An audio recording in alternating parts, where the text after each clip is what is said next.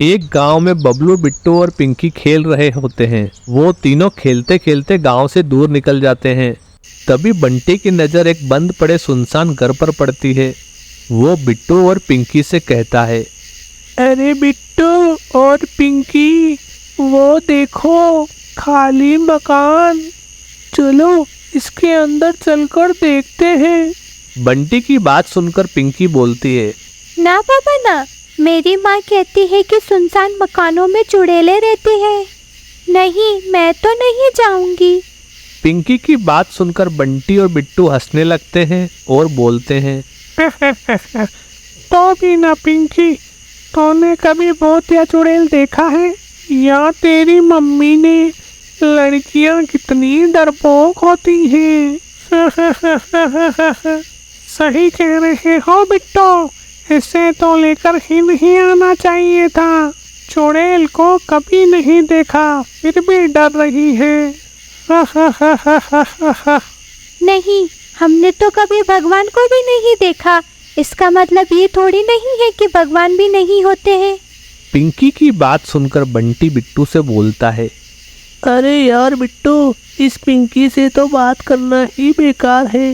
देख ले, तुझे अंदर नहीं चलना है तो मत चल, मैं तो अंदर जाऊंगा। ऐसा कहकर बंटी मकान की तरफ जाने लगता है। बंटी को मकान की तरफ जाता देख बिट्टू और पिंकी भी उसके साथ चल देते हैं।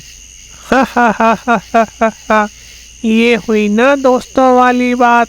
चलो अंदर चलकर देखते हैं ये मकान क्यों बंद है और इसके अंदर क्या है। फिर बंटी, बिट्टू और पिंकी उस बंद पड़े मकान के अंदर चले जाते हैं और मकान के अंदर घूमने लगते हैं। मकान बहुत ही टूटा फूटा और भयानक दिख रहा होता है। ये देख पिंकी उन दोनों से बोलती है, बंटी और बिट्टू, मुझे इस मकान में बहुत डर लग रहा है। मैं तो कहती हूँ चलते हैं यहाँ से। वैसे भी हम गांव से बहुत दूर निकल आए हैं। लेकिन बंटी और बिट्टू पिंकी की बात नहीं मानते और घर में घूमने लगते हैं। तभी उन्हें एक बच्चे के रोने की आवाज़ आती है। बिट्टू आवाज़ सुनकर उन दोनों से कहता है, अरे पिंकी और बिट्टू, तुमने किसी के रोने की आवाज़ सुनी? मुझे ऐसा लग रहा है जैसे इस मकान में कोई रहता है। चलो जिस कमरे में से आवाज़ आ रही है उस कमरे में चलकर देखते हैं। फिर वो तीनों उस आवाज़ वाले कमरे में चले जाते हैं। वहाँ अंदर जाकर वो तीनों हैरान रह जाते हैं। अंदर एक बच्चा जमीन पर लेटा हुआ जोर जोर से रो रहा होता है। बंटी आगे बढ़कर उस बच्चे को उठा लेता है। अरे कितना प्यारा बच्चा है, बेचारे को न जाने कौन इस जंगल में छोड़ गया। कितना भूखा लग रहा है। सही कह रहे हो बंटी, बेचारा कितना भूखा है। क्यों न इसे अपने घर ले चलते हैं, यहाँ तो ये भूख से रोते हुए ही मर जाएगा। तुम दोनों ऐसा मत करो, कल को इसकी माँ यहाँ आई तो अगर उन्हें उनका बच्चा नहीं मिलेगा तो उन्हें कितना दुख होगा।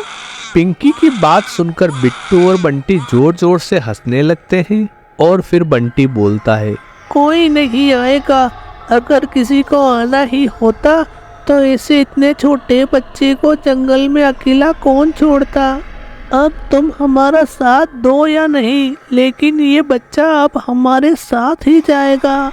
उन दोनों की बात सुनकर पिंकी भी उनका साथ देने के लिए राजी हो जाती है। फिर वो तीनों बच्चे को उठाकर वहाँ से चले जाते हैं। लेकिन वो तीनों इस बात से अनजान होते हैं कि वो असली में एक चुड़ैल का बच्चा है। रात में चुड़ैल मकान में वापस आती है। अरे मेरा बेटा कहाँ गया? कहाँ है मेरा राजा बेटा? चुड़ैल अपने बच्चे को पूरे मकान में देखती है, लेकिन उसे उसका बच्चा कहीं दिखाई नहीं देता। कहाँ गया मेरा बेटा? कौन ले गया उसे? कहीं कोई तांत्रिक तो यहाँ नहीं आया? हाय, मेरा बेटा कहाँ चला गया? कहाँ ढूंढूं मैं उसे? ऐसा कहकर चुड़ैल घर से बाहर अपने बेटे की तलाश में निकल जाती है। उधर बहुत रात हो जाने पर बिट्टू और बंटी के मम्मी पापा बहुत परेशान हो जाते हैं। संतोष, ये तेरा बिट्टू तो बहुत ही आवारा है। इतनी रात रात को भी घूमता रहता है। आने दो, उसकी टांगे तोड़ता हूँ। अरे ये तेरा बेटा क्या लगा रखा है? तुम तो ऐसे बोल रहे हो जैसे मैंने अकेले ही पैदा किया है उसको। तुम्हारा तो कुछ है ही नहीं। खबरदार जो मेरे फूल जैसे बेटे को कुछ कहा तो। तभी वहाँ बिट्टू, बंटी और पिंकी बच्चे के साथ वहाँ आ जाते हैं। बच्चा जोर जोर से रो रहा होता है। बच्चे को देखकर हरीश बोलता है, लो देख लो अपने लाडले की करतूत, ना जाने किसका बच्चा उठा लाया। चलो अब जेल चलने की भी तैयारी कर लो। पिताजी, आप हमेशा ऐसी बातें क्यों बोलते हैं? ये मैं कहीं से उठा कर नहीं लाया हूँ, बल्कि ये बेचारा मुझे जंगल वाले मकान में मिला है। फिर वो तीनों हरीश और संतोष को बच्चे के मिलने की कहानी बताते हैं। तुम दोनों भाई अभी इसे वापस जंगल में छोड़कर आओ। हम किसी मुसीबत में नहीं पड़ना चाहते। पिताजी, हम आप ही के बच्चे हैं ना, कहीं किसी और के बच्चे तो नहीं है ना? आप भी कैसी बातें कर रहे हो? कौन जाएगा इतनी रात को छोड़ने के लिए? कल सुबह जाएंगे हम दोनों। ऐसा कहकर बिट्टू और बंटी बच्चे को लेकर अपने कमरे में चले जाते हैं। ये देख हरीश संतोष से कहता है, ओहो, कैसे मनहूस पैदा किए हैं तूने। मेरी तो एक भी बात नहीं सुनते। ये दोनों एक दिन हम दोनों को भी मरवाएंगे, तू देखना। देखो जी, मेरे दोनों लाडलों को तो कुछ बोलो मत, समझे? जब शक्ल अच्छी नहीं है तो कम से कम बात तो अच्छी कर लिया करो। जाओ अब सो जाओ चुपचाप। उधर रात में चुड़ैल अपने बच्चे को ढूंढते ढूंढते उनके घर पर आ जाती है और खिड़की में से झांकती है। उसका बेटा बंटी और बिट्टू के बीच में सो रहा होता है। तो ये इन दोनों मनुष्यों की करतूत है। ये दोनों मेरे बेटे को उठाकर यहाँ लाए हैं। अभी मजा चकाती हूँ इन्हें। ऐसा बोलकर चुड़ैल बंटी और बिट्टू के घर के दरवाजे पर जोर जोर से दस्तक देती है। दरवाजे पर जोर जोर से हो रही ठक ठक की आवाज सुनकर हरीश उठ जाता है और डरते हुए बोलता है, अरे ओ मनहूस औरत, उठ जा। देख, लगता है वो चुड़ैल आ गई है अपने बच्चे को ढूंढते ढूंढते। अरे उठ जा। चुड़ैल का तो पता नहीं, कहीं देख लो तुम्हारी माँ तो नहीं आई है। वही इतनी रात को टपकती है रोज। अब जाओ दरवाजा खोलो। लेकिन हरीश दरवाजा खोलने नहीं जाता है और दरवाजा खटकने की आवाज लगातार आती रहती है। ये देखकर संतोष कहती है, देखो कैसा डरपोक मर्द मिला है मुझे, दरवाजा खोलने भी नहीं जा रहा। चलो चुप करके सो जाओ, मैं ही देख कर आती हूँ। ऐसा कहकर संतोष दरवाजा खोलने जाती है। जैसे ही वो दरवाजा खोलती है, उसके सामने चुड़ैल खड़ी होती है। अरे मर गई रे, ये तो सचमुच के चुड़ैल है। बचाओ, कोई मुझे बचाओ। संतोष डरते हुए अंदर की तरफ भागती है। संतोष के पीछे पीछे चुड़ैल भी अंदर आ जाती है। चुड़ैल को देखकर हरीश भी घबरा जाता है।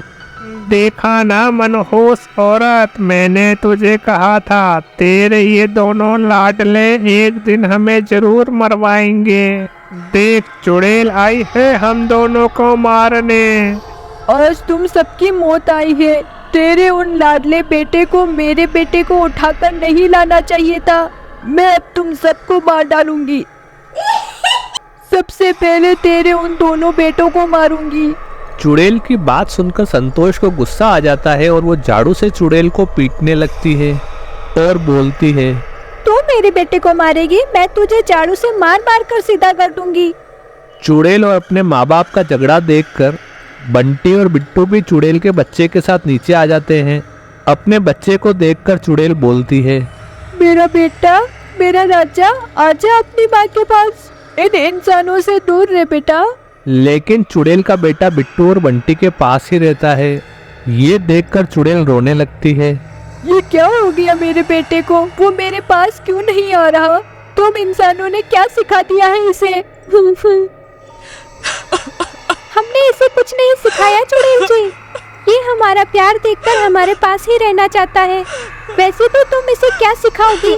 इंसानों की जान लेना। सही कह रही हो बहन, तुम इसे अपने पास ही रख लो। तुम्हारे दोनों बच्चों के साथ रहेगा तो ये भी एक अच्छा इंसान बन जाएगा। अरे चुड़ैल आंटी, आप उदास क्यों होती हैं? जब भी आपका मन होगा आप इससे मिलने आ जाना, नहीं तो हम इसे आपसे मिलाने ले आएंगे। फिर चुड़ैल अपने बच्चे से मिलकर वहां से चली जाती है।